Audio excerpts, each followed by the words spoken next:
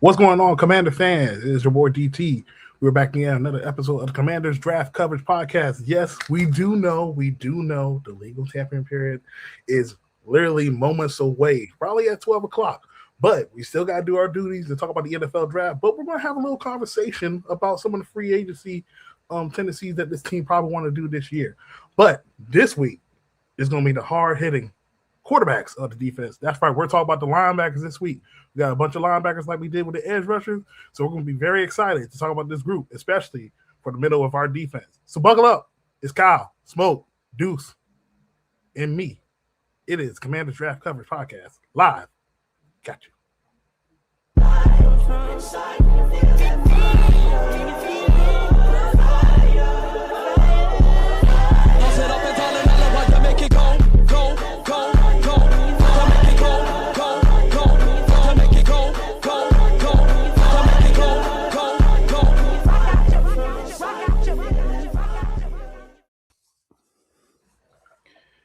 What is everybody? Welcome to another episode of Commanders Draft Coverage. It is your favorite crew up here. We got Smoke in the background. Hey, we got everybody up here. So this is definitely going to be good for us tonight. What's up with y'all, fellas? What's going on? What's going on? Thank you for starting us off here, DT. You're the man. No, definitely. Most definitely. So we do know, Deuce, how was your day so far? Oh, got the names up here. Oh, yeah, we rocking now. Yeah, we got the names up here, yo. Let me tell you how my day went. I spent the last hour and a half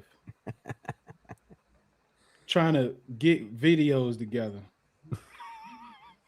That's how my day going. New rule. Two new rules. I have some way. Need the videos by midnight Friday and 1 minute long. One of y'all had a 6-minute. What are we going to do with a 6-minute video?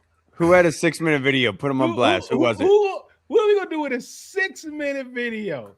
It had to be Radar. Radar got all these clips, and we don't even know what he sound like. Crazy. I have an idea. What if, like, from now on, instead of it being separate, we could make our own video of all of our prospects grouped together and just send that to you? So instead of it being a bunch of... If everybody can do that, that'll work. But I kind of did that this time. DT, you're muted. By name. So it made it a little easier. Yeah, I don't have no problem doing that. I do that anyway. Okay. Yeah, let's do it that way. Put the names on it, too. Co-producer. Yep. I want all that. Names, all that. Got you. I do need to link up with you guys. Hopefully you guys can send me how you guys get the labels on the video itself, like showcase, like the circle and everything like that on the player that you're showcasing. That's like the one thing I struggle with. So I need y'all to help me out with that. Oh yeah. It's just I can show you that. My man. All right. Yo, somebody trolling in the group chat. Somebody threw an old tweet of Bible Wagner. We signed with the Commanders, trying to treat it like it was today. Funny, bro. I gotta relax, man. Let's throw it like the draw, yo. That is so petty. All right, hold on. Let me see what let me try to. All right. So while I get these videos together, what's up, Mitch? What's up, Radar in the building? Outlaw. If Adam Peters and Dan Quinn want to keep their job next year, they need to be aggressive. Here we go. Hey, somebody said, I want them to be aggressive, but I just don't want them to overpay.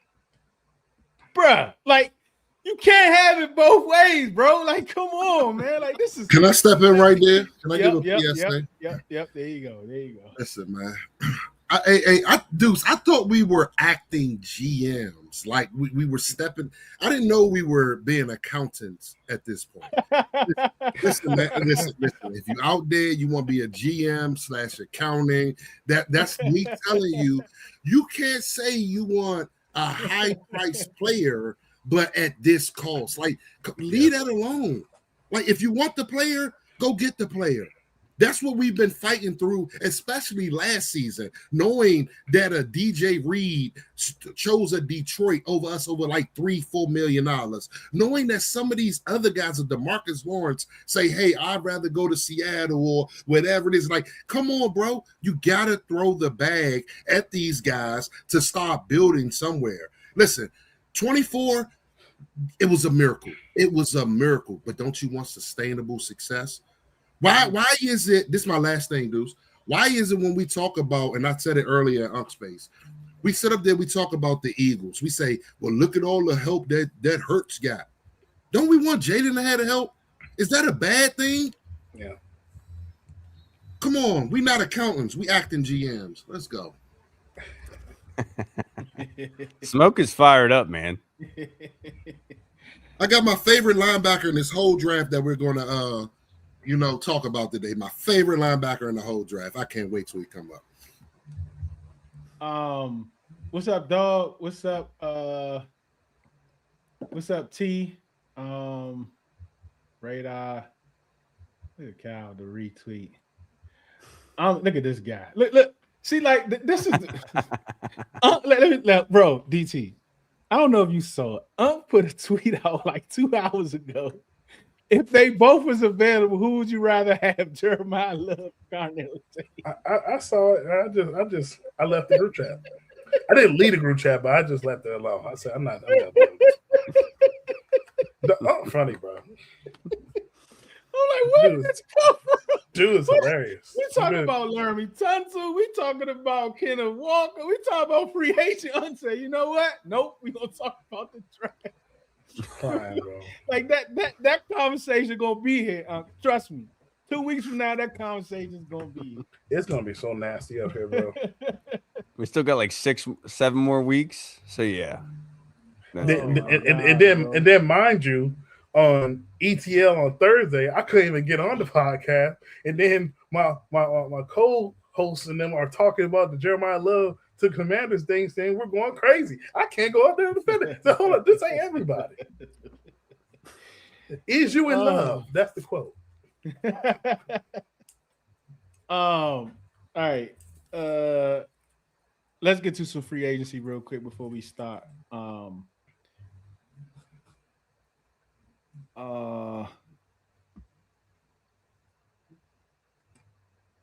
right. Let's start right with you, Smoke. All right. You pumped up. Give us, and everybody in the chat too. Everybody in the chat, give us 2 must-haves.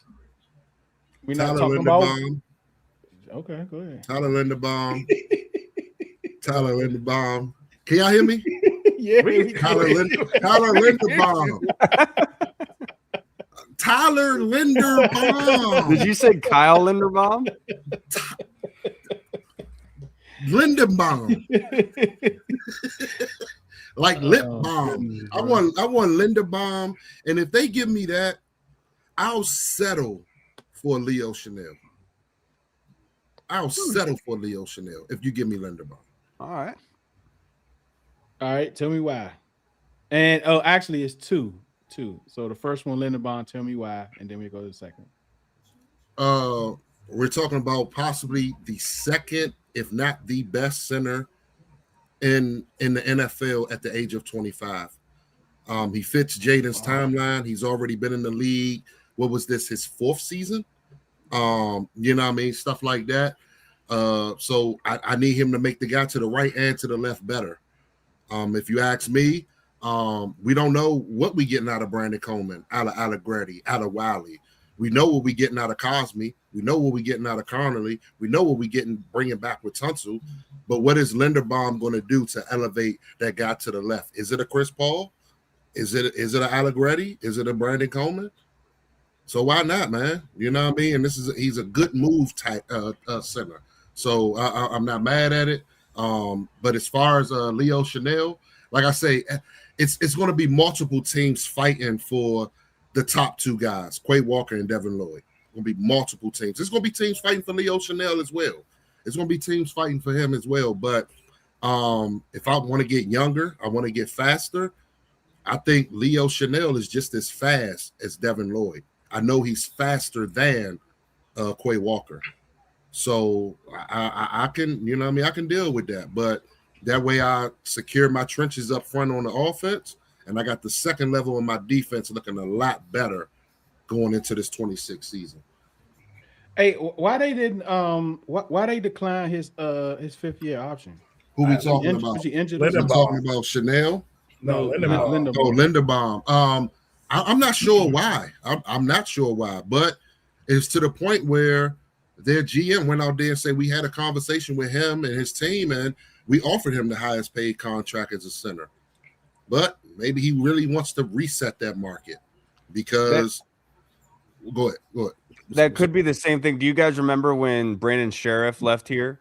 Mm-hmm. And they said they immediately came out and said we offered him the highest paying guard, whatever salary possible, and he wanted to leave, right? I mean, the income tax thing is a real thing. Maybe he has his eyes on Florida, so he doesn't have to worry about that on a state level. But I'm with you guys about Lindenbaum. I know I did. Did you guys ever do the new software that the guy created where it was like be your own GM, where you could do the free agency, the re-signing?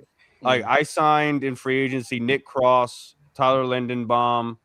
Brandon Ayuk wasn't an option, but that would be my one guy. I'm sorry to cut you off, Smoke, where you were elaborating on it. But it is weird for the Ravens to decline the 5th-year option and then come out and say we offered him the highest paying contract. Well, why didn't you? Now you look dumb because you didn't give him the 5th-year option, which was less, and you could have had him for one more year. So it is very weird, the entire situation. But I think it's fairly obvious that Lindenbaum is on his way out. Mm-hmm. Alec Ngo. Oh, hold on, let me hit my thing. Hold on. Let me see. I don't even know if I have it on here. I don't know. I don't think I have it. Let me do this.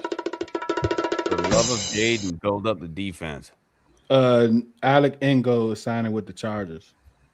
2 years, 7.5, 3.9 year one, 3.5 APY. All right, Cal, on you. I know you just told us, but elaborate. Yeah, like Brandon Ayuk, I think for one, this is because in the past, I was very much against bringing Brandon Ayuk here. I was getting in arguments, kind of like the Jeremiah Love situation now. I was arguing with everybody about it and saying that Brandon Ayuk, like trading for him and paying for him, was not cohesive with what we were trying to build here in Washington. But the fact that he could possibly hold up, Kyle. Let's let Smoke finish because it seems like he's doing that on purpose because you're against Jeremiah Love. Oh, I'm sorry. What I do? That wasn't me. That was DT. That wasn't me. DT. Oh, sorry. Hey, that wasn't me. That wasn't me. I'm on DT mute. knows. Y'all got it. Y'all got it. DT knows I'm always arguing with people, but it's very similar to like how I am arguing with all that. But I'll say that this is the right situation for it to be in, where he's a free agent. His asking price would be low because of 2 years basically off.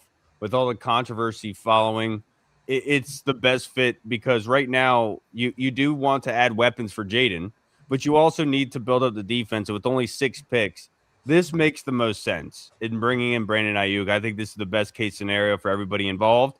And now we could start to see, because there were a lot of people on Twitter and in my own sphere that were saying that Brandon Ayuk was better than Terry McLaurin. Well, now we get, if they do sign him, we get to see how that really turns out. At this point in time, I'm very excited to see how that does turn out. We love competition. Iron sharpens iron, and let's see how that goes. The other one that I'd be interested in is Nick Cross, just in the sense of him coming from the Colts. He might be a little bit more expensive, but I think that's where you want to get your money's worth, especially at the safety position. I do think there's a lot of quality guys in this draft, but I think adding somebody like Nick Cross, bringing him back home to Maryland, kind of shoring up that back end would fit a lot. And I loved what Smoke talked about with Leo Chanel, because him coming out of college, the one thing that he was really good at was getting after the quarterback in a blitzing, attacking style linebacker. And when you're talking about Durante Jones and what he likes to do, he actually might fit that very well with being able to bring extra pressure and just adding some more attacking aggressiveness to this defense. I think Leo Chanel would be a very, very, very good fit. Not to piggyback off Smoke, but I do piggyback on him with that. I think that would be a very good decision overall. And then with the tight end position, I think Deuce has been on it, and I think Kate Otten is a very good person to go with in terms of you don't need a barn burner, you don't need somebody that can jump out of the gym, but you do what we learned from Zach Ertz is at least be a capable blocker because Zach Ertz was not willing to block whatsoever. DT, you gonna have to mute up, DT. Like I don't know, we might get some halls or something. But Kate Otten just finds the hole in zones and he catches the football. And I think at the tight end position, that's what we need first and foremost, because that's the one thing that Cliff Kingsbury loved about Zach Ertz. He knew where to sit. He caught the football when it was thrown to him. And I think the tight end coach that Deuce has talked about a lot, that connection. I think that would be smart. And I'm not against throwing money at the wall at this point. I think it's warranted. I agree. DT, what you got? Who's your two, DT? My bad. I keep forgetting this mic is a separate mute. I gotta remember to press the screen on mute. But all you guys make interesting points. I think honestly, I'm not gonna go with the Ayuk thing because I feel like that's literally the worst kept secret in the NFL. Like I feel like he's really gonna sign with us. So to me, it was easy. You're right, DT. Yeah, I think for me, I'm looking at a guy like Cordell Flott. He has a relationship with Jones now. It's only for 1 year. He's a guy that has been really one of the best players in the Giants secondary.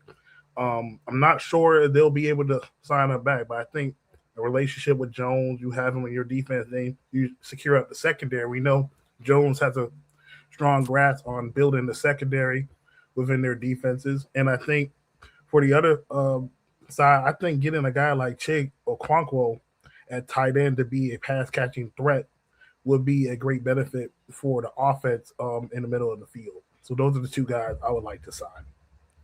Can I add one more guy that I was hip to today? I didn't realize that Tim Settle was available, and I think he's only like 27 to bringing him back because we've talked about how the defense might be changing to that multi-front. You might need that nose tackle as much as we would like a guy like Dominique Orange in the draft. Tim Settle has been very productive for Houston. He should have never left here. That'd be a guy I'd be very interested in bringing back. Yeah, Smoke been talking about him for 2 months. Hey, just go ahead and post my free agent list because we done talked about a lot of these guys just in that little segment right there. Yeah, I know. Let me go to Tim Settle back. Let's go back to you, DT. Who is two people you do not want us to go after? Two people. That's a good question. I would probably say I'm not really crazy about I like Kenneth Walker, but I feel like he only provides in the run game. I think for this team, we need someone that can play all three downs, and that's what we're missing. When Arthur Eckler was down majority of the year, those responsibilities on pass protection is shifted to Bill, who clearly wasn't ready, and you had McNichols, but we know what kind of McNichols is. I think you need another pass catching third down guy that can help understand pass protection. So that's why I would probably lean a little bit more with White than Kenneth Walker in terms of. What about Rico Dowdle? What would you say to Rico Dowdle? I like Rico. I think Rico makes sense. I think Rico does a little bit more in the passing game than Kenneth Walker. But Kenneth Walker, no disregard to his talent, the dude is a beast. Yeah. But I feel like with him being slightly limited, unless he goes to a team and he works on his passing game and third down protection and stuff, I need my running back to be multiple. I can't just have you do one thing. Where's this Kenny Walker don't do nothing in the pass game? Like I done seen him get screens, slip screens. I done seen him. He's not an angle back route type guy out the backfield, but you can set up a screen for him and he knows how to get upfield. You know what I mean? And then with Rico Dowdle, this year in Carolina, they was giving the pass game back to Chuba Hubbard for some reason. You know what I mean? So I don't understand this. Maybe it's just how Kenny Walker has been used in the past. You know what I mean? It was a two-back system with him and Charbonnet, and I believe Charbonnet is a better back for that situation. But Charbonnet is if you look like a 3-down back, he's the 3-down back that can do everything that you need. You know what I mean? Right. Kenny Walker, they may have just not used him that way. Maybe it's because of what is his pass blocking like? Maybe that's why. You know what I mean? So as far as him just catching the screen out the backfield, I'm not looking for what Ramondre Stevenson does, what he showed in the playoffs of running fly routes out the backfield. Every back can't do that. You know what I mean? But if you can catch the screen and get upfield, Kenny Walker is a violent runner once that ball is in his hand. I would love to have him in space. I think it has a lot to do with probably his body type, just being the more of the thicker build. Automatically, people imagine that that's less of a passing attack, Smoke. But to your point, being that big body type, I mean, when Derrick Henry's running full speed behind some blockers, he's still a passing threat in that sort of regard, even though he's gigantic, right? He might not be the quickest guy ever. But same thing with Kenneth Walker, where he has that body type where if he's running full speed against those DBs, he might have a leg up. But I think a lot of it just has to do with his body type and how people view it.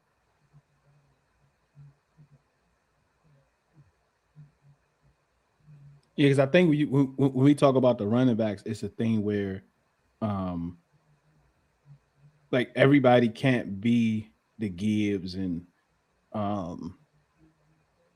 the Bijans and run those different routes, be able to flex out. So I guess it depends on the offense, right? Like if you need a running back that you need to be able to flex wide and put, try to get mismatches on a boundary and stuff like that with motions and run different routes out the slot, then yeah, you'll probably need one of those. But like, I mean, this is the NFL. Like you should be able to catch a basic screen out the backfield. Now there are different types of screens, but you're just not going to run that with a guy that is you need. If you got this guy that all I need you to do is run out to the flat and turn and catch and get upfield, that's one thing, right? But having a guy slip screen, do all that other stuff is a totally different thing. So, all right, DT. No, I cut you off. I'm sorry, DT. Oh yeah, that's the fourth one today, Kyle. Yeah. Second one, honestly, I don't know what to say for the second one. Just don't give me no bum center. If we have ability to sign a center, don't give me no bum center, bro. I will crash out this season. Don't give you who? No bum center. Oh yeah, okay.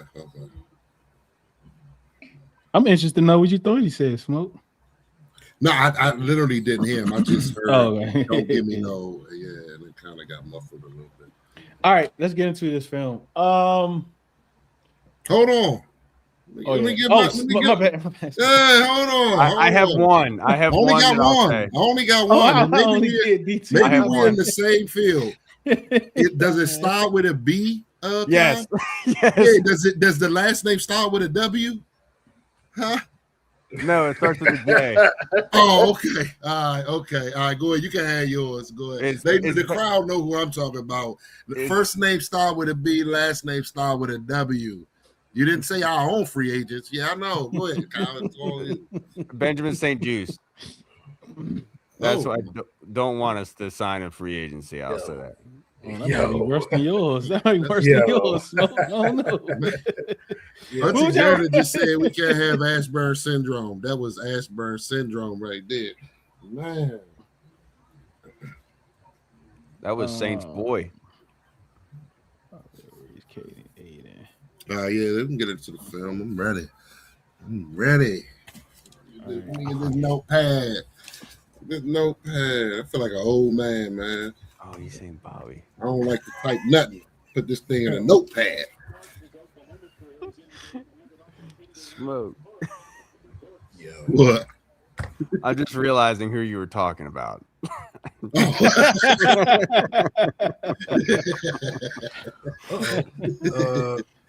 Something just popped up. It says right here, this is for the Giants. Players the Giants are targeting a free agency via Connor Hughes. He covers the Jets and the Giants. Isaiah Likely, Elijah Vera Tucker, Jamal Dean, Tremaine Edwards. Price is too high on Lindenbaum and Kenneth Walker. Everybody's targeting everybody. That's what the Giants, like with what's going on with Cam Scatterbo, right? Like you would imagine that they still want to add to that room. So running back would be something they're going to covet. They did restructure. What's my man? Singletary. Oh, did they really? Yeah, they still got Tracy. Yeah, I think they did that the other day. Mm-hmm. He wasn't bad for them, man. He was very good.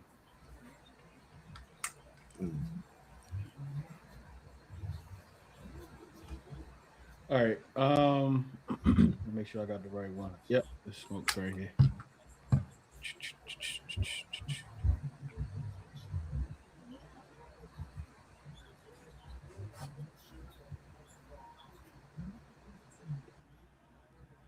This you, right, Smoke? Who you talking about? Oh, Kyle Lewis. Oh, my favorite. Hey, good job. I love that you started off with my favorite. Kyle Lewis, University of Pittsburgh, 6 foot, 220 pounds. This is who they consider a super slap. Watch this. Hold on. Watch this right here. Watch this coverage downfield. Watch this. Come on now. Just let the film speak for itself, but let me go through some stuff. A 34.5-inch vert. They consider him a super slot. He was a 2024 first-team All-American. He has elite pass coverage. He has great instincts. He's a sideline-to-sideline back. 73.1 PFF grade. He had 10 sacks, 6 interceptions, 2 forced fumbles within the last 2 seasons. Yeah, like look at my guy, man. I look at him as a Louvu replacement. We're not sure what can happen with Louvu. Like look how he gets to this boundary. Like you know what I mean? He knows his keys. You know what I mean? Stuff like that. That's not the only time he was able to get to the boundary and either pick it off or break up a pass and things of that nature. Never quits on a play. Look at this right here. Never quit on it. Boom. Give me that ball. Let's go. Like, I love Kyle Lewis. He's my absolute favorite. He's they had a I guess he plays. I'll say it again. What's his measurables? 6 foot 220. He ran a 4.53 40, 39.5 inch vert. I'm sorry, 39.5 inch vert. 6 foot 220. So yeah, like they consider him what they call a super slap, but at the same time, man, this guy can play in the box, outside the box. Durante looking for versatility, and I think he's a perfect replacement, you know what I mean, for the future. I look at him at 71. Mocks, I'll be seeing him going in the 4th, but we don't have a 4th. So this is a guy I will absolutely reach for at 71. All right, Smoke, stand right there with you with Jack Kelly. Jack Kelly. One thing you're going to notice about me, I only got one traditional linebacker, but Jack Kelly is another guy that can get after the passer. BYU. He's a transfer kid from Is that a neck roll? Yeah, he has. Yep, that's another thing. Wait a minute. He has a neck roll. I like him already. My man plays. My man plays with a neck roll, man. Wait a second. Yeah, look, yeah, like you gonna see him. He got the neck roll. Bruh. Yeah. He can play in the box, outside the box. Yep, he's a great blitzer. He got great closing speed. You're going to see film up here, right here, this play right here. Look at how he ends up just closing on the quarterback. I know Sawyer not the most athletic, but just his closing speed. I love Jack Kelly. 6'2", 240, 4.57 in the 40, 37.5-inch vert. He's a 2-time team captain. He transferred there last season, 2 seasons ago. He's a 2-time team captain. He can play in the box. Like I said, he can play every linebacker spot, bro. Every linebacker spot. And when he comes up to tackle, he's sticky, as you can see right there in the film. Let me see what else I got on. 13.5 tackles for loss, 10 sacks, and 2 forced fumbles in 2025. He had 10 sacks. Look at that get off. Yes, he had 10 sacks this season, Deuce. He got 28 in his career. Yeah. So this is Jack Kelly, man. Like another guy, man. I absolutely love. When I do my mocks, he be there in the 6. I think the other day, Deuce. I think we took Jack Kelly on the radio the other day. But yeah, I absolutely love Jack Kelly, man. 6'2", 240, 4.5, 40, man. Yep. All right, DT, you are up, and we got Sonny Styles. Sonny Styles from the Ohio State. 6'5", 243 pounds. He's only 21 years old. The cyborg, the other cyborg, I would say, in the Ohio State defense. Switched from safety to linebacker after your acquisition of Caleb Downs. This is Arville. This is mine. That is Arville. Hold on. Yeah. My bad. It's okay. Cyborgs. That's what we do. Develop There you here. go. Same one. That's the same one? Yeah. Oh, no. Look at that dip, dude. Nope, that's Smokes. All right, there you go. 39 AF. That's UDT. 39 AF. There we go. Yeah, so Sonny transitioned to linebacker after we got Caleb Downs, and we saw the maturation of him at that position. He is a first team and second team All-American, first team All Big Ten. You look down the stretch when they were playing Michigan and Indiana, those were probably his best performances in identifying and filling in the gaps, showing very physicality, can rush the passer, can play coverage.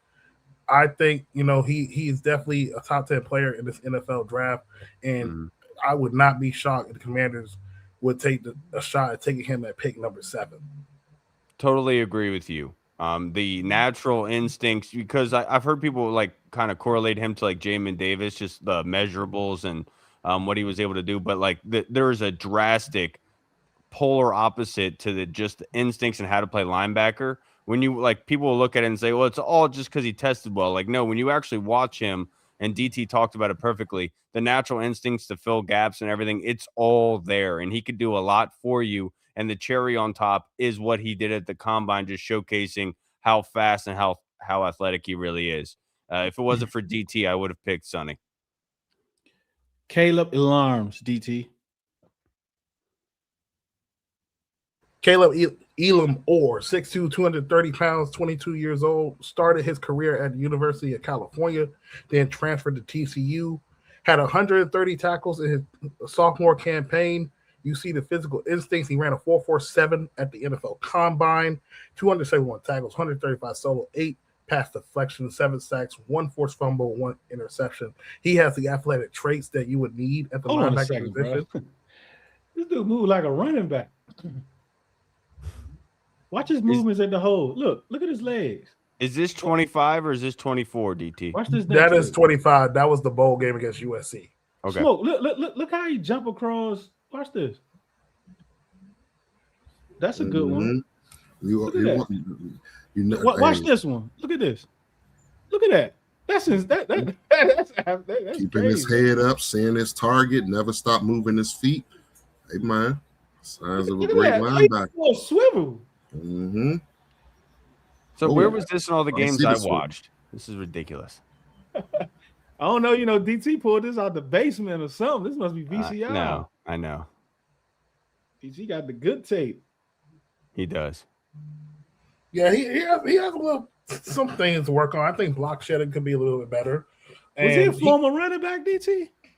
Nah, he was a linebacker from what I've seen, unless he was a running back in high school. I mean, look how he chop his feet. Like you don't really see this often from linebackers. Watch how he chop his feet. Look at that. Oh, interesting. I like him. All right. Cal, you are up. Arville Reese. Okay. Weapon X. Arville Reese. This is Kyle Lewis. Yep. It's the first one. One left. All the way on the left. I got you. Wait. No. See, you talking about. Oh, my bad. It moved on you. No, that's Sonny. What is going on? It's Kyle Lewis. What is going on? They must have won. That was the middle one. It's like that. You know that game when there you go. Right. When you do the cuts, you got to find it. Hey, can you rewind that real quick? Because that happens very quick. All right, you have to watch Arville Reese and what he does to the tight end on this play. He's coming in the back. Watch what he does at tight end. That was nasty. Punish him. And then here's the dip for the quarter getting after the passer. And it's a double close-up of it. I mean, that's something that Cassius Howell has shown, and this is Arville Reese, who could be used all over the field. Here he does the little trick. That's my favorite sack. I would love Arvell. I would love him. Absolutely. And this little cleanup where he just continued to push that spin move coming off of it. There's one coming up here that I really, really do enjoy, but this is where his pressure just forces him out. I think it's this one. Look at his hips, dude. And that's somebody who's considered an edge rusher. And look how he operated in the middle of the field in that pass. So go back a little bit. Go back to the beginning of that play. Look how much ground he covered. I just want to look like, hold on, let me see. When you get to that next play, I want to just pause it. Right there, pause it. Pistol play action. So where's Styles? Where's Styles at, right? Because everybody assume when it comes to Styles, he always played in the middle of the field. And I've been trying to tell people, like, no, they both are interchangeable. So as you see Reese here playing in the middle of the field, I believe Styles is down here towards the bottom in the slot, right above the hash. Yeah. So I just wanted to point that out for everyone that didn't think that Reese had that capability of the versatility of stepping into that Mike spot. But go ahead, my fault. So watch him here. He's standing at the 45. Comes up to the 43. And then he's up to the 45 in the other posing. And that's quick, dude. Those are good hips. Here's him reading out a screen. Obviously, he goes unblocked, but it's just showcasing he's in the middle of the field. So he can be used all over the field. And that, I think with Durante Jones, when he talks about versatility, really you cannot go wrong with Evil Arvell Reese or Sonny Styles. I think they both fit the bill. That's such a great shot of the face mask and coming up for the screen. It's fantastic. Here that's what you see a negative thing on him is you don't hear him mention as like Sonny Styles is as a linebacker, right? Yeah. I mean, well, let me say in the middle of the field, you really hear off ball. Last of this tape, he was in the middle here, he's in the middle of the field over the left guard. He takes that block and he still rubs it off and is able to come up and make that tackle. That's purely a linebacker play.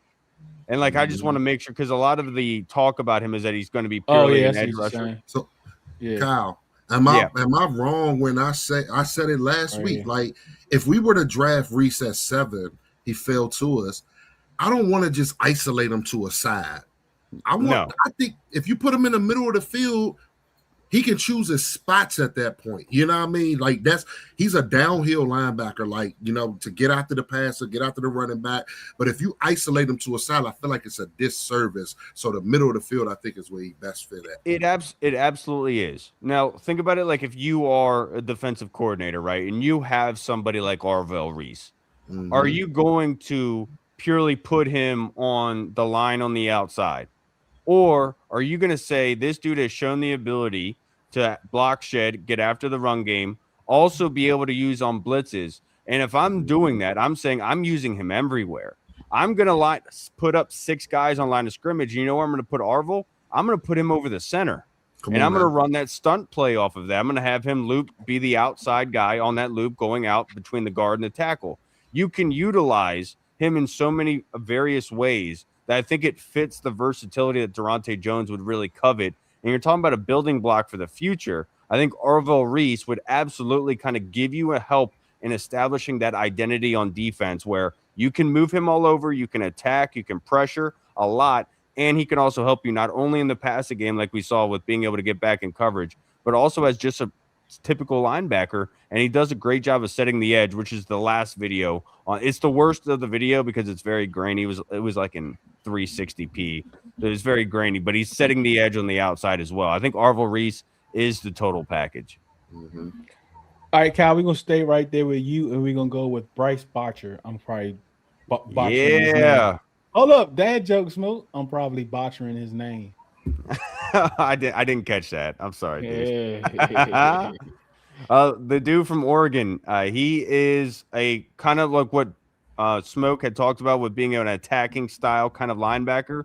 This is absolutely what Bryce Botcher does. He in 25 years, 136 tackles, a sack, 2 forced fumbles, and an interception. But you see here, look what he does. That wide receiver just for the love of the game, he did that for, and that's what I'm all about. But look at that closing speed, getting on there and force that incompletion. Hopefully, we're able to talk about Torian York. But here he is on his sack or dang near. It's going to be coming up here soon. Here he's coming up, and you can't really see it, but he comes up and lays a lick on that running back. Here's his sack. So you can utilize him as a blitzing, almost like a Leo Chanel type. And that's 4th and 1, by the way, that play. That was a 4th and 1 at the end of the game, and he came up and made that stop. And that he should have picked that ball as well. But you've seen the ability to be utilized in the passing game. He has good hands, catching bobbled passes, comes up, makes plays, hits quarterbacks, forces incompletions, and also is a very, very good run fitter. Does have an issue with getting swallowed up a little bit too much, but the productivity is there, and he's being projected in the 5th to 6th round. And I think that if you could double dip. If you do get a Sonny Styles, if you do get an Arvil Reese type guy early on, you could double dip with a Bryce Botcher to team him up for long-term reasons and being able to utilize more linebackers. I think that's where Durante Jones' defense is really good at utilizing is those linebackers, and the more you add to that room, the better. All right. Going back to you, DT, Caden Fordham.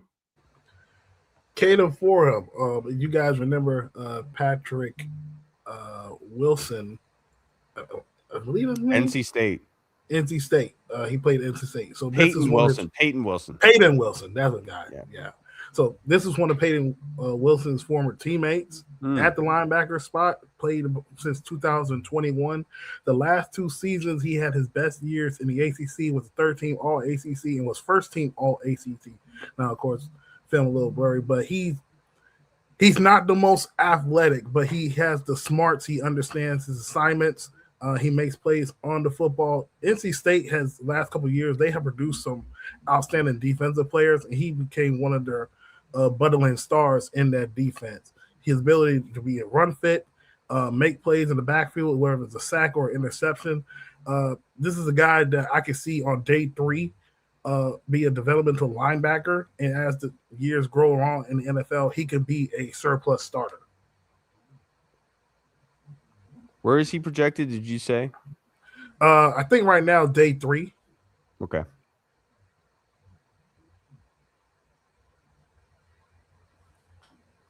NC State, they have some athletic people on their defense, man. All right, staying right there. Next is going to be Aiden Fisher, DT. Aiden Fisher, VA stand up. He was a transfer from James Madison. He followed Kirk Cincinnati to Indiana. And one thing about defensive coordinator Brian Hayes and how they construct their defense, yes, they did improve the defensive line with Mikhail Kamara, but they run 3 linebacker sacks more than anybody in college football with Isaiah Jones and Hemby. And, with Aiden Fisher, he was the main guy on that defense, lining people up. He's very similar to Forehand we just looked at, but he got a little bit slight more twitch when it comes to run fits. He makes plays on the football as well. I think he'll probably be projected day 3 based on the limited athleticism, but these are guys like that, like they can play a long time in the NFL. And I'm very high on Aiden Fisher, especially, a little bias from him being from Virginia. Yeah, a lot of the recordings you have are what I recorded for Aiden Fisher. Obviously, I wanted to give them to you. But I agree with you about him. Same issue as Bryce Botcher, where they kind of have an issue get swallowed up at times. But if you're looking for a solid linebacker, Aiden Fisher definitely fits that. All right, we're going to you, Smoke, and we are going to Harold Perkins. Harold Perkins. Hey, listen, man. He's similar to, more of a Kyle Lewis, but his first 2 seasons tape is you got it on Kyle Lewis again. His first 2 season tape is absolutely better than his last 2 years. As far as Harold Perkins, I don't know what was going on in LSU the last couple of seasons. If you see film of him in number 4, that's when he was best. Number 7, but he's a joker, bro. I think he plays what they call a star position at LSU. He's everywhere. 6'1", 225.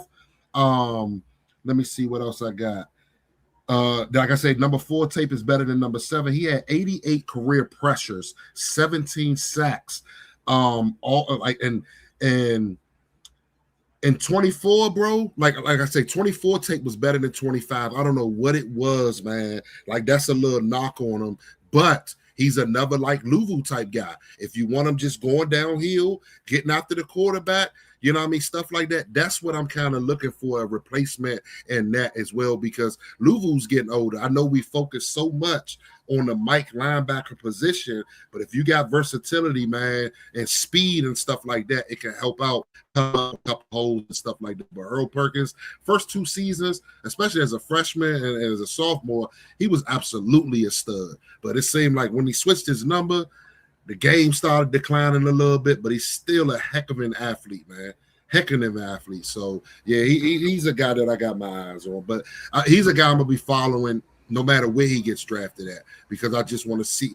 His ceiling is so high, but it's going to be with the right coaching that gets the best out of him. So that's what I'm glad you said that, because I think with him, if you look at his film from 2022, he was arguably probably a first-round pick from those couple of years ago, the way he was being used. Now, I don't know what was going on with LSU with how, probably changed the defensive coordinator philosophies.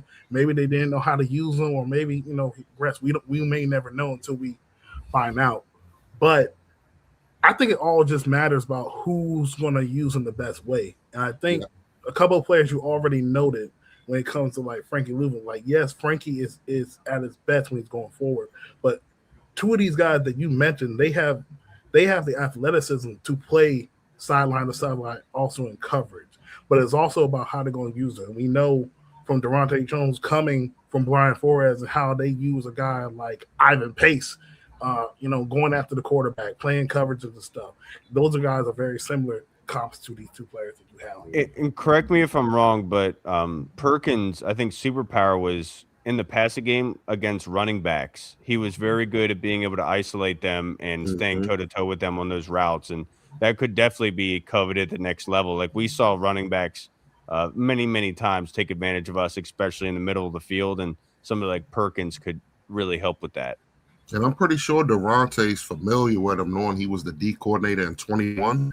In his first year, it was 22. So it's part of that recruiting, stuff like that. I'm pretty sure he's familiar with Harold Perkins. But this is a later round guy just because I feel like, he kind of took a step back. You gotta question, like what was it that made you take this step back? Stuff like that. So yeah, but I like Harold Perkins. There was one bad play that he had. I forget which game it was, but it was on the goal line. And I think it was the quarterback that shook him for a touchdown run. And it was a pretty bad stutter step. All right, let's stay right there with you, Smoke. I think this is CJ Allen. Yeah, CJ Allen, man. First round linebacker. I got him going in like the 20s. But he's a traditional linebacker that I talked about. Like he's your Mike Green Dot linebacker, bro. Like man, I love CJ Allen. 6'1", 230. He's, like I said, he's a downhill thumper. He take great angles. He had an 88.6 run grade. 88.6 run grade. Sideline to sideline. And he's okay in coverage. Not the best, like, but he's your traditional linebacker, bro. Like wherever he lands, somebody's getting the mic for the next 10 plus years, bro. You know what I mean? So yeah, I love CJ Allen.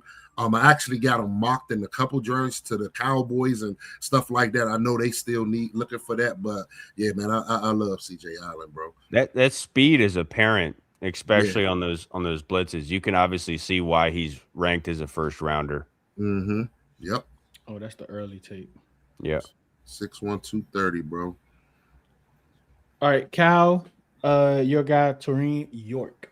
Torian York, the captain of the Texas A&M defense. I call him Taz. This dude is a fireball in what he's able to do. As soon as this video starts playing, you guys will see. But Torian York, he wears number 21. His measurables aren't great. He's 5'10", 227 pounds.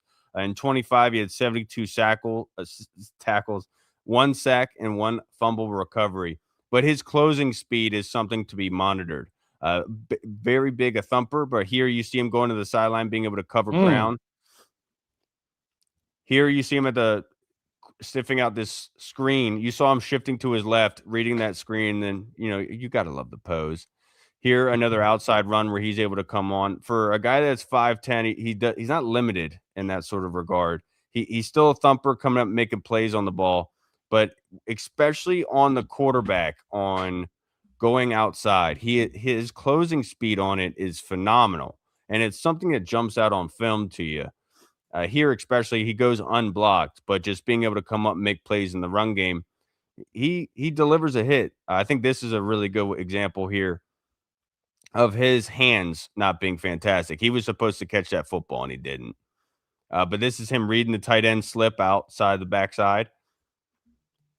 Very good on tight ends. That's why I think he could be utilized. Maybe not like a Kyle Lewis type way, but I love this play in particular. You see that hand up when he was rushing the quarterback?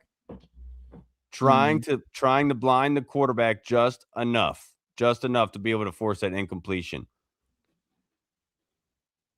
Another incompletion there on that blitz. I'm waiting. There it is. Look at that closing speed. Yeah, man.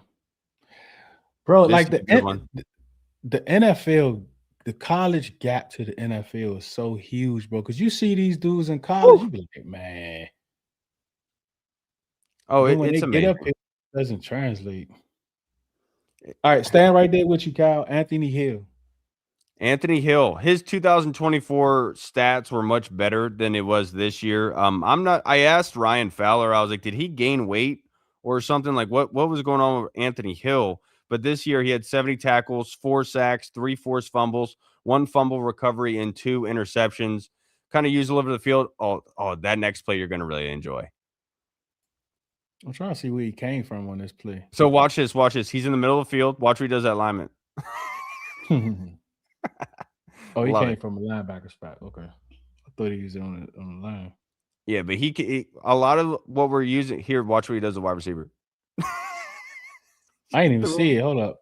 Yeah, go back. He's at the bottom of the screen. Right there. Watch. Oh, was that a wide receiver or a tight end? I think it was a tight end. Just throw him to the side, bro. But he can be utilized a lot in the passing down kind of situations. He is not somebody that's going to be able to recover well on wide receivers, but if unblocked, he's able to come up and make some plays. And that's probably the biggest thing for Anthony Hill, probably the hardest thing that he's going to have to do transitioning to the next level. But a lot of him running downhill, he comes up and makes a lot of great, fantastic plays. He's your prototypical standard linebacker you'd have at the next level.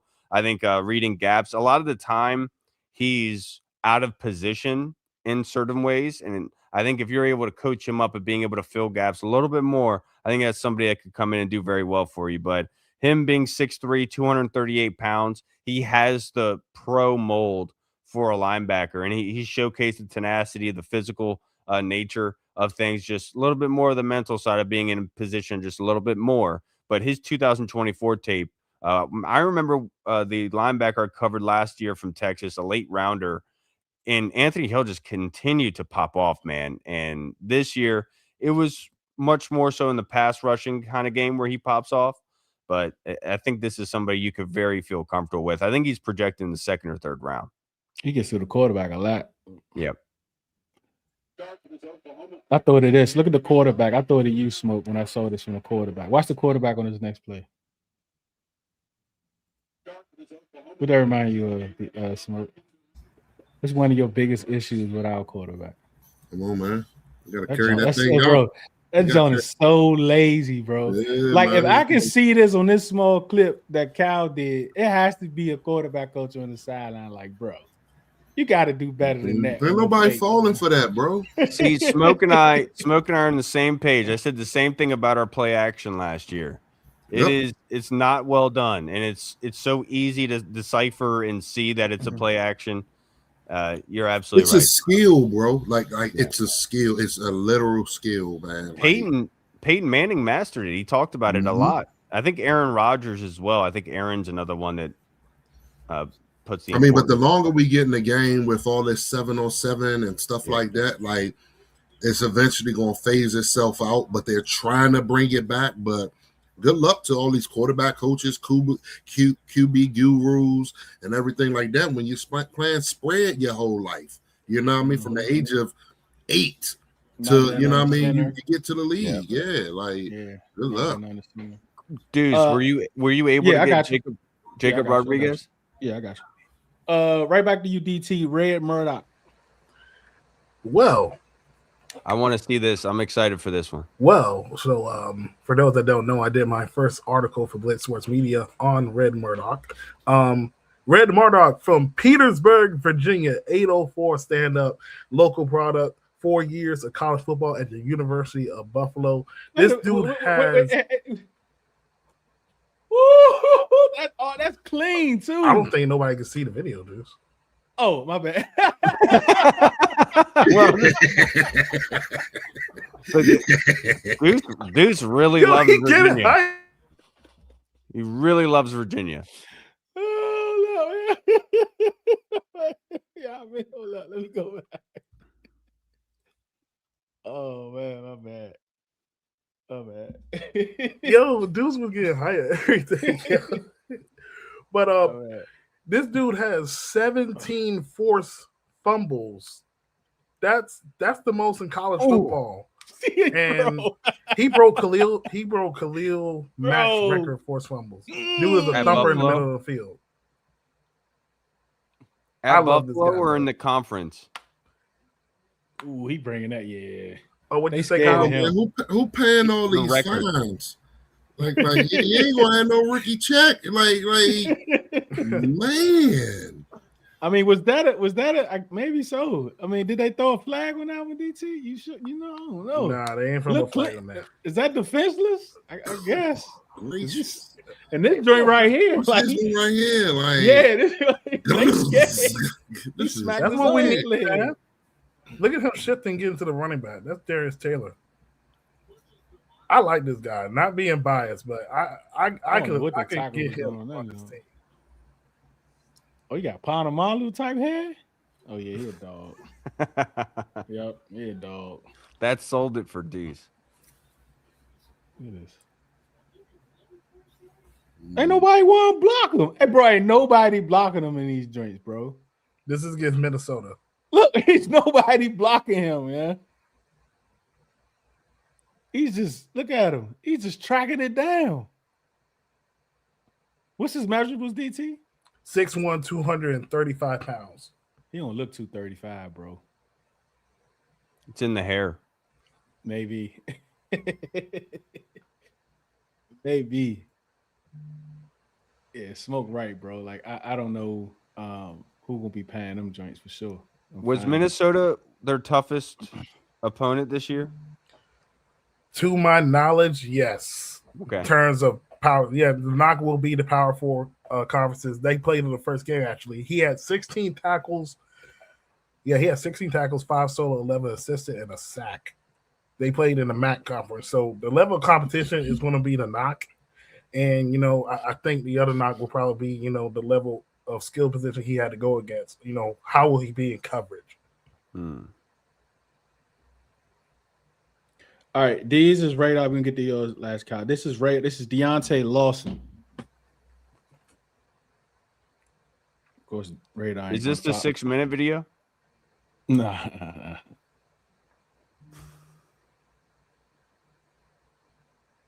He's some good linebackers, man. He's some good linebackers, bro. There are a lot of linebackers in this draft.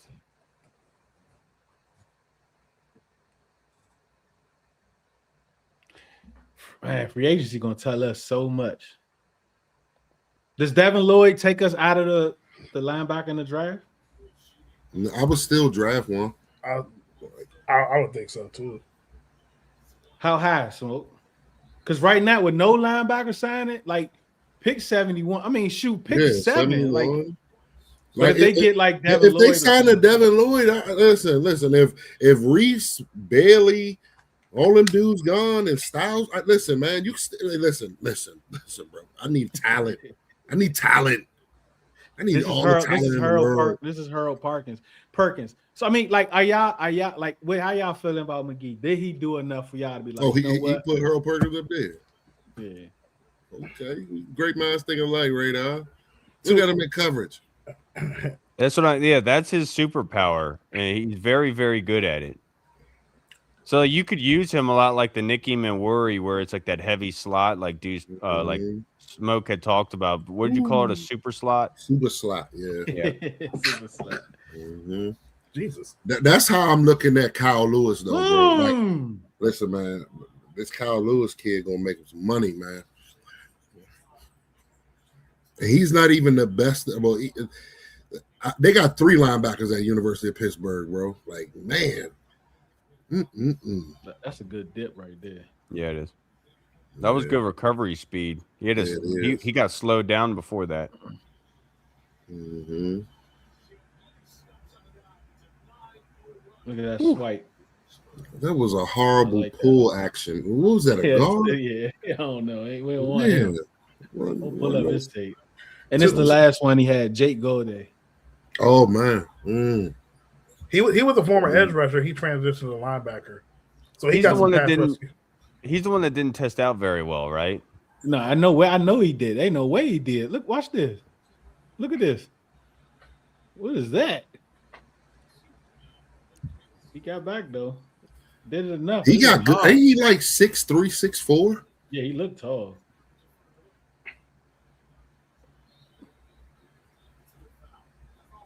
That was good closing. That was some good closing speed right there. Oh, like when we call a zone, like go find something.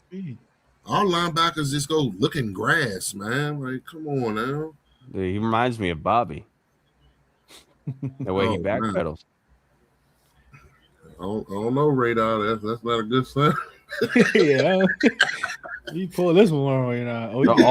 All I see is Bobby. Why did he move from edge though? Not sure. I honestly don't know. But there was a lot of things saying that he was an edge rusher at the college he was at. Then he transferred to Cincinnati as a linebacker. The Raiders just traded for Teron Johnson from the Bills. Oh! I thought they were releasing him. Apparently not. 2 years ago, he was the best slot in the league. They had 120. That's a solid addition. They got 20 million cap space, bro. That's insane. Not no more. Yeah, not no more. They about to be paying everybody. Mm-hmm. All right, here we go. Rodriguez. Yeah, the number 1 rated linebacker in the nation last year by PFF. This season, he's 6'1", 230 pounds, 128 tackles, 1 sack, 7 forced fumbles, and 4 interceptions. So if you go back here, I had to slow down and do the slow-mo on this because he's about to score a touchdown, and Rodriguez comes up and punches that football out. He forces the fumble here. It's very hard to see it. But it's incredible what he's able to do. He has the peanut punch down to a T. Here he takes off the block, is able to get the tackle for loss. Here, it's so hard to see. But when he delivers this hit, you see the momentum coming with him on that running back on that play. Can you go back for that one, Deuce? My bad. I know you're doing something right now. You're good. But I included that one for a reason. So this is where you watch the running back just completely get taken out, right? Watch Rodriguez here. You see he's getting blocked, does the turnoff, and is still able to help with that tackle. That's hard to do when you're getting blocked by offensive linemen on the perimeter. Here's that one-handed grab on that 4th and 26 we highlighted with David Bailey. Here's him arriving violently. There we go. I like that. Oh, what was that one about? I forget. That was a pass deflection. Here's sack coming around the outside. But the biggest thing that I'm doing with these guys is the Oh, look at that pop. It's hard to see him off these views for some of the pops that he has. But he's all over the field. He is a difference maker, a playmaker. And watch how he delivers a hit to the running back without much momentum. You saw his whole body shift back. He's all over the field. Tackle for loss merchant. Somebody can be wearing the green dot for you for a long time. But I think that he is severely underrated. I do personally think that he should be a first rounder. Don't know if that's going to be the case, but I uploaded his film yesterday that I have that clip of that mix up that I have, and Bears fans are clamoring for him. I can't tell you how many Bears fans have quote tweeted it saying they need him in Chicago. Oh yeah, because they just let go of that guy, right? Yeah. All right, let me put the draft up here, because I forgot to do the thumbnail. So if you want to start, you got it. Yeah, hold on 1 second. Yep, that's right. Who did this week's? I did it. Oh. I did it this week. At the 7th pick, I had got multiple trades when I was doing. I was like, nah, I'm gonna just keep it original. So at the 7th pick, I went Arvell Reese. He fell to me. Players, hold on 1 second. Let me pull up my notepad again. So proud of you, Smoke. Let's see. All right. He still got Jadarian Price at 71.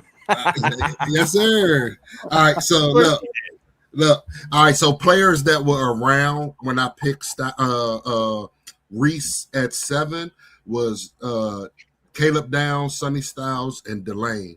Those were the players that were around, but I went with Arvell Reese. I love his upside. Not saying that I don't like Styles' upside, but I think I can be a lot more versatile with Arvell Reese. Okay. Pick 71. Hey, man, I couldn't get my guy. At 7. So I had this. Hey, if he's sitting there at 71, bro, absolutely still Jadarian Price, man. Jadarian Price is just not a running back. He's a special teams guy as well. I understand we got Luke, but hey, why not? If we know teams now, if they know one guy is killing them, if you put 2 back there, you got to kick the one of them. So hey, Jadarian Price, man, and I just from the running back position, man, we only got 1 in the contract so far. So hey, you know what I mean? I couldn't get Love, so I went with Price. Hey, man. You wanted to make Deuce happy with this one. And that one selection at 222, and Deuce is smiling. Yeah, I did it. Hashtag kicker in the 7th. Hashtag kicker in the 7th. The people that were around Jadarian Price was A.J. Halsey, Elijah Surratt, and Max Clare. So I went with, you know what I mean? I was really thinking A.J., but, you know what I mean, I think we're going to attack safety and free agency, if you ask me. Pick 146, get a center. With how I'm feeling today about Linderbaum, I would have went differently. You know what I mean? But still, man, Parker Brailsford, that's a guy that I highlighted when we went over the O-line and stuff like that, when we went over centers anyway. I highlighted Parker. A guy that was there, it's Trail Man, safety Lewis Moore, another safety. That, you know what I mean, is good value at that spot. But, you know what I mean, ain't nothing wrong with depth. From Indiana, right? Yep, Lewis Moore, I will say, even if we do sign Linderbaum, it would be a good idea to draft somebody that you can have behind him, and instead of having to move guys over to play safety in case center in case of emergency, to your point. Smoke. Yep. Then 187 went with the edge out of Duke, Vincent Anthony. They got 2 of them. They got 2 edges. Wesley Williams. Yeah, I like both of them, but the guy that was around here at the time, because I had chose a center at 146, Pat Coogan was still on the board at 187. So you know what I mean? Yeah. So basically, I know how we feel about Pat Coogan, especially DT and stuff like that. So yeah, 198, one wide receiver with some upside, man. Jordan Hudson. He got some upside, you know what I mean? I'm not expecting too much year 1, year 2, but if you can show development, you know what I mean? I like his size and things of that nature. So yeah. And then I ended it with hashtag kicker in the 7th. Good old Trey Smack, man. He wasn't he the only one out there hitting them like you know what I mean? Like this dude be smacking them joints, man. So yeah. How funny I just said he'd be smacking them joints. We love the combine. If you love the combine as much as you say he's the only kicker that they gave airtime to. I'm just saying, only kicker. So that's my mock for the week, man. You know what I mean? And hey, Arvell Reese was sitting there.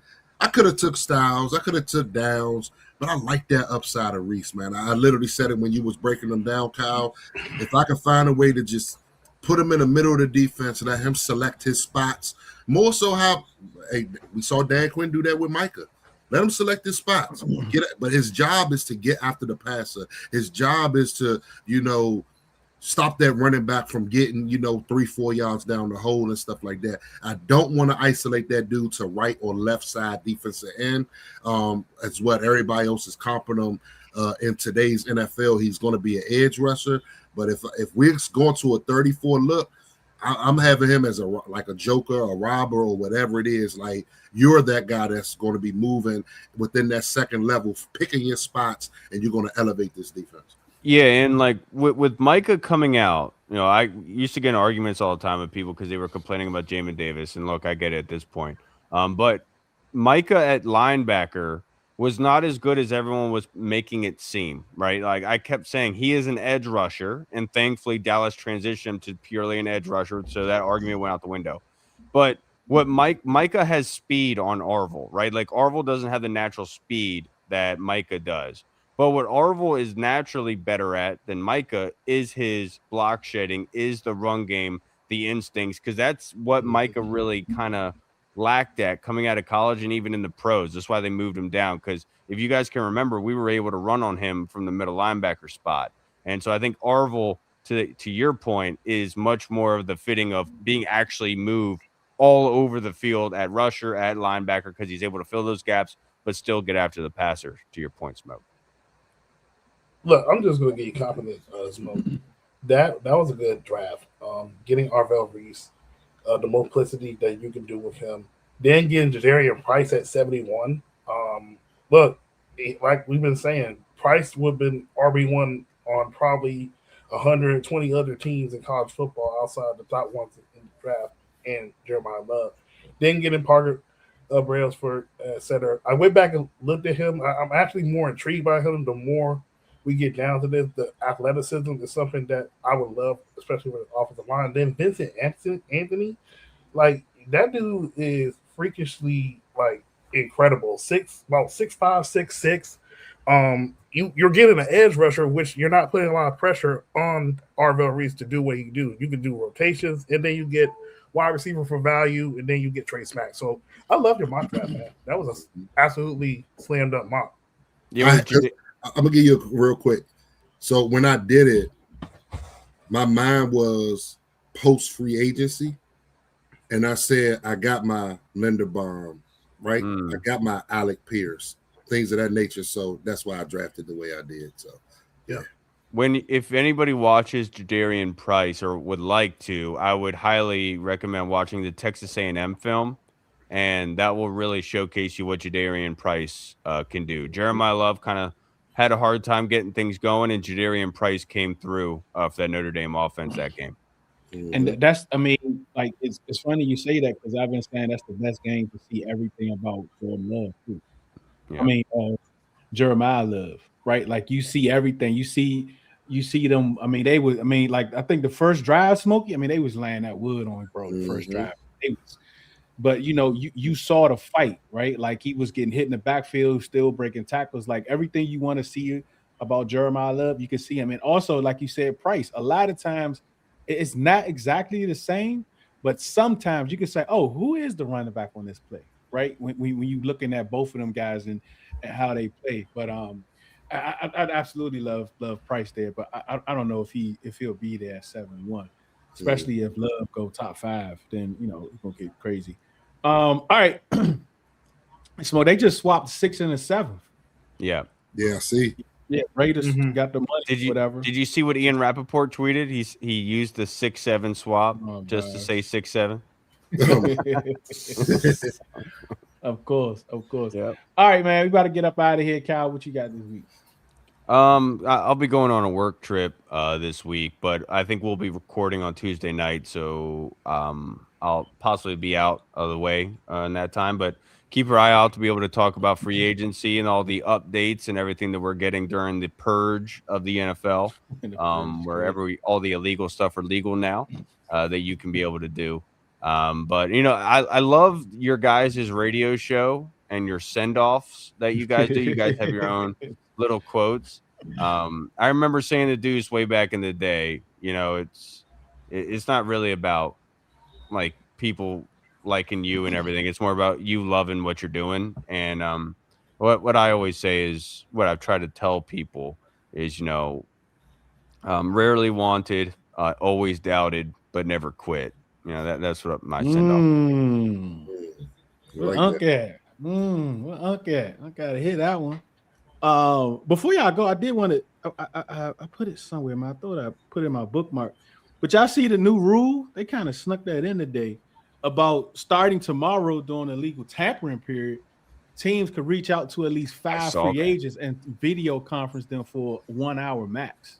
Without even going through the agent. Without going through the agent, directly to the player.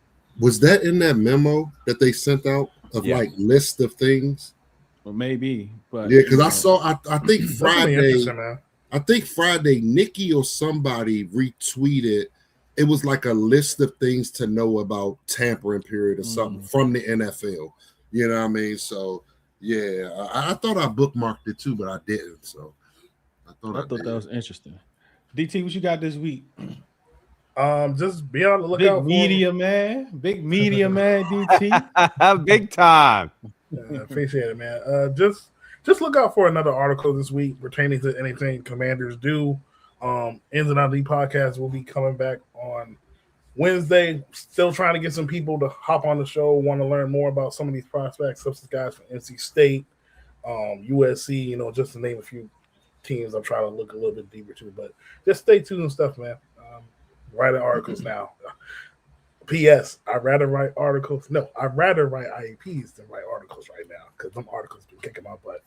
Well, there you go. I just having say like tomorrow. I mean, we should be content all day, like today, tomorrow, whatever. But radio is going from 8 to 12 tomorrow. It might be 7:30. Depends the time I get up. Uncle already be up. Uncle get up like 5:30. So, good man. We'll see. But we are gonna go to 12 o'clock, and we're gonna go Tuesday too. So we're gonna do Monday through Thursday, 8 to 12. Talk free agents, and if it's cracking on Friday, like we did a couple weeks ago, Smoke, we might gotta do it on Friday too. We'll just play it by ear. And one thing about the articles, I dropped one today. Everybody's got the bread. What else does Adam Peters have? And it's basically just about like what matters to free agents.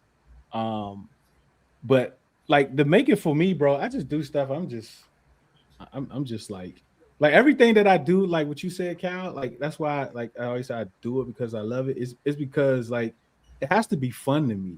Yeah. Like when something gets frustrating or it gets overwhelming, if I can't find a way to kind of move around it to make it easier, then I'm just like, that's pretty much it. Especially if it's not something that I need to provide for my family, right?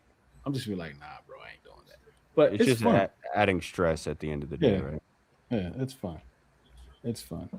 All right, man, we gotta get up back. I might gotta talk to you. You might can't do them articles. Like, you rather do IEPs than write a sports article? Hey, my first week, bro, that joint was cooking. Hey, first articles were cooking my butt, bro. I'm telling you, I was up to like 2-3 o'clock. I was like, God.